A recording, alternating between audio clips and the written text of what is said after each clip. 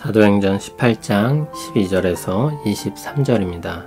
키워드는 다시 안디옥으로 신실한 말씀, 영원한 사랑입니다.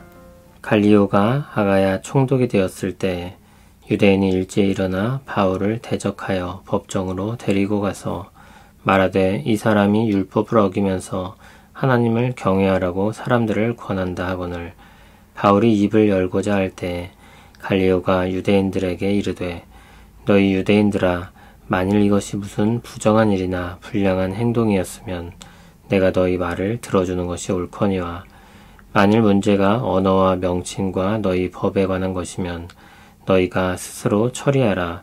나는 이러한 일에 재판장 되기를 원하지 아니하노라 하고 그들을 법정에서 쫓아내니 모든 사람이 회당장 소스데네를 잡아 법정 앞에서 때리되 갈리오가 이 일을 상관하지 아니하니라. 바울은 더 여러 날 머물다가 형제들과 작별하고 배 타고 수리아로 떠날새 브리스길라와 아굴라도 함께하더라. 바울이 일찍이 서원이 있었으므로 겐그레아에서 머리를 깎았더라. 에베소에 와서 그들을 거기 머물게 하고 자기는 회당에 들어가서 유대인들과 변론하니 여러 사람이 더 오래 있기를 청하되 허락하지 아니하고 작별하여 이르되 만일 하나님의 뜻이면 너희에게 돌아오리라 하고 배를 타고 에베소를 떠나 가이사랴에 상륙하여 올라가 교회의 안부를 물은 후에 안디옥으로 내려가서 얼마 있다가 떠나 갈라디아와 부르기아 땅을 차례로 다니며 모든 제자를 굳건하게 하니라. 아멘. 고린도에서 여정이 더 이어집니다. 1년 반의 기간 중에 있었던 일입니다. 시기를 특정할 수 있는 정보가 주어지는데 갈리오가 아가야 총독이 되었을 때입니다. 아가야 주에는 아덴, 고린도, 겐그레아 등이 포함되어 있습니다.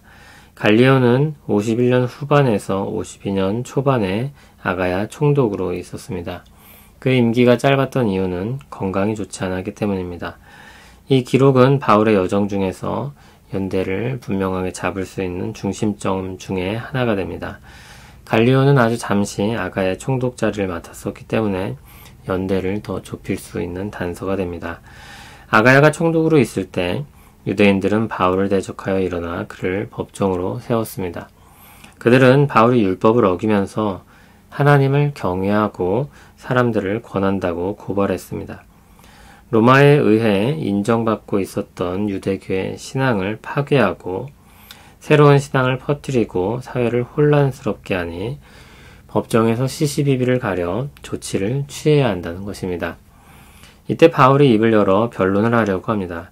그런데 갈리오가 그의 입을 막고 자신이 하고자 하는 말을 합니다. 갈리오는 이전에 있었던 소동에 대해 알고 있어서 그랬는지 아니면 유대인들의 고소가 정당하지 않다고 느껴서 그랬는지 재판을 열기를 거부합니다. 14절 15절의 입장을 분명히 밝힙니다. 만일 이것이 무슨 부정한 일이나 불량한 행동이었으면 내가 너희 말을 들어주는 것이 옳거니와 만일 문제가 언어와 명칭과 너희 법에 관한 것이면 너희가 스스로 처리하라.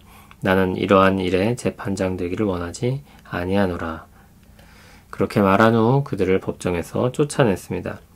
그러자 유대인들은 화풀이로 회당장 소스데네를 잡아 법정 앞에서 때리는데 갈리오는 그 일도 상관하지 않았습니다. 소스데네는 그리스도처럼 회심했던 사람이었던 것 같습니다. 어쨌든 갈리오에겐 그 일도 관여할 일로 여겨지지 않았습니다. 여기서 좀 더 생각해 볼 만한 사실은 갈리오의 반응으로 말미암은 기독교의 지위 변화입니다. 갈리오는 바울의 활동에 대해 제지하거나 더 알아보려고 하지 않았습니다. 법적으로 관여할 문제가 아니라는 것입니다. 다시 말해 기독교가 불법적이지 않다는 것입니다.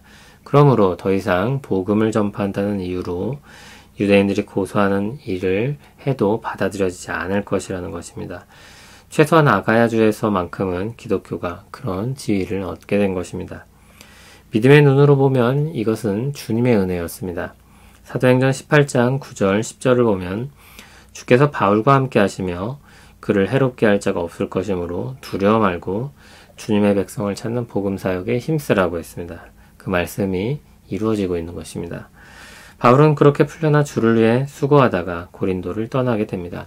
바울은 고린도를 끝으로 선교 여행을 마무리합니다. 그리고 출발지였던 수리아의 안디옥으로 돌아갑니다. 이때 그는 새로운 동역자 브리스길라와 아굴라와 동행합니다. 아내인 브리스길라가 먼저 언급되는 것이 특이한데 그의 헌신으로 인한 영향력이 더욱 컸기 때문으로 생각됩니다. 어쨌든 바울은 고린도에서 든든한 두 사람을 동역자로 얻어 그들과 함께 귀환하는 여정에 오릅니다. 바울은 돌아가는 길에 오래전 하나님 앞에서 서원했던 일로 갱그레아에서 머리를 깎았습니다. 서원은 하나님 앞에서 일정 기간 어떤 약속을 하는 것인데 서원을 마칠 때 그것을 나타내는 표시를 했습니다. 여기서 서원과 관련된 자세한 내용을 밝히고 있지는 않습니다. 다만 하나님과 약속했던 일이 잘 맞춰졌음을 알 수 있습니다. 그리고 바울은 신실하게 서원과 관련된 약속을 이행했습니다. 바울은 돌아가는 길에 에베소를 들립니다. 에베소는 바울이 그렇게 가고자 했었던 소아시아의 지역이었습니다. 성령의 인도하심을 따라 마게도냐로 갔다가 아가야를 돌아서 이제야 간절히 바랐던 그곳으로 돌아왔습니다. 그는 다른 일행들을 머물게 하고 자신은 회당으로 가서 유대인들과 변론했습니다. 에베소 회당에서는 여러 사람들이 더 머물러 달라고 요청했습니다. 그러나 바울은 정한 일정이 있었기 때문에 그럴 수 없었고 다음에 돌아올 것을 약속합니다. 물론 하나님께서 허락하시면입니다. 하나님의 뜻이라면 돌아오겠다며 잠시 들렀던 에베소를 떠납니다. 나중에 3차 선교 여행을 떠날 때 에베소는 아주 중요한 곳으로 자리합니다. 바울은 거기서 오랫동안 말씀을 가르치며 교회를 세웠습니다. 에베소 교회는 디모데와 요한과 같은 사람들이 섬겼던 교회이기도 했습니다. 그리고 에베소서 디모데서와 관련된 교회이기도 합니다. 바울이 마게도냐로 가기 전에 간절히 가려고 했었고 2차 선교여행을 마치고 돌아가며 잠시 들러갔던 곳입니다. 결국엔 그곳에서 맺는 열매들을 보게 됩니다. 바울은 에베소에서 배를 타고 가이사랴로 이동했고 안디옥으로 가서 교회의 안부를 물었습니다. 그리고 얼마 있다가 다시 여정을 떠납니다.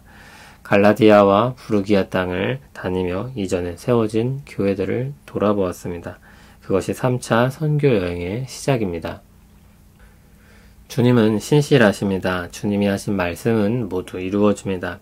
약속하신 바를 이룰 능력이 있으시며 그것을 지키실 만큼 신실합니다.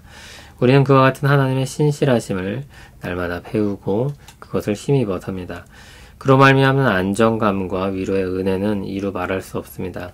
모든 것을 참으며 모든 것을 믿으며 모든 것을 바라며 모든 것을 견디게 하시는 주님의 사랑의 역사입니다. 그 사랑에 사로잡힌 바울은 처음 사랑에 빠져 뜨겁게 사랑하는 연인들의 마음처럼 계속해서 불타올랐습니다. 그는 안디옥으로 돌아간 지 얼마 되지 않아서 다시 교회를 돌보고 복음을 전하기 위해 떠났습니다. 그것이 그의 인생의 목적이며 가장 인생에서 가치 있게 여기는 일이었습니다. 바울은 억지로 여기저기 끌려다닌 것이 아니라 주님을 향한 사랑에 사로잡혀 즐거이 곳곳으로 다녔습니다. 주께서 관심을 가지고 있는 그 일이 그의 관심이었고 주님의 인도하시는 길에 자신의 주권을 맡겼습니다.